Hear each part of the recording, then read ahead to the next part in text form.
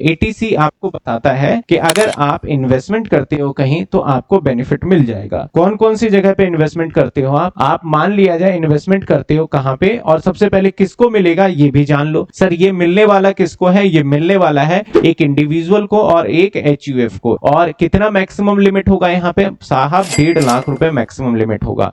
क्या new regime में मिलेगा इसका बेनिफिट? ना भाई ना, न्यू रिजिम में नहीं मिलेगा, ये ओल्ड रिजिम वालों को ही दिया जाएगा। क्या एलटीसीजी एसटीसीजी पे मिलेगा? तो जवाब है नहीं सर, एलटीसीजी एसटीसीजी पे नहीं मिलने वाला।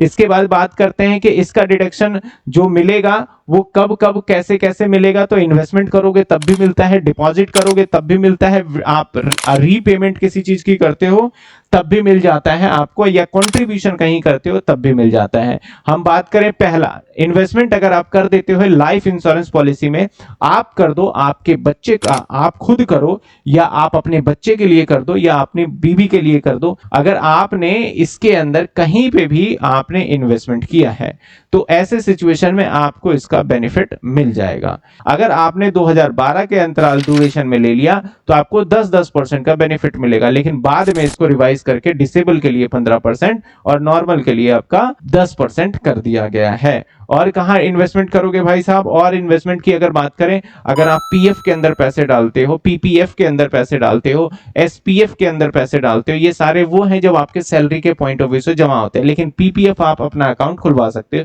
तब भी डिडक्शन आपको मिल जाएगा। अगर आप क्या करते हो, इन्वेस्टमेंट कर देते हो कहां पे, यूलिप के अंदर, इंश्योरेंस प्लान के अंदर, यूटीआई के अंदर, तब भी आपको मिलता है।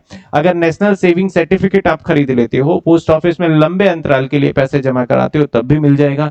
5 साल के लिए अगर फिक्स डिपॉजिट बैंक में करते हो, टेन्योर देखना 5 साल, और अगर आप यही 5 साल पोस्ट ऑफिस में चाहे बैंक कहीं भी करो तब भी आपको बेनिफिट मिल जाएगा। सुकन्या समृद्धि में अगर पैसे लगाओगे तब भी बेनिफिट मिल जाएगा। नाबार्ड में पैसे लगाओगे तब भी बेनिफिट मिल जाएगा। अगर आपने म्यूचुअल फंड ईएलएसएस के अंदर पैसे लगाए तब भी आपको बेनिफिट मिल जाएगा। सीनियर सिटीजन सेविंग स्कीम के अंदर पैसे लगा दिए तब भी आपको बेनिफिट मिल जाएगा। अगर ट्यूशन फी का पेमेंट हो रहा है स्कूल या कॉलेज का, जो फुल टाइम कॉलेज है, तब भी बेनिफिट मिल जाएगा।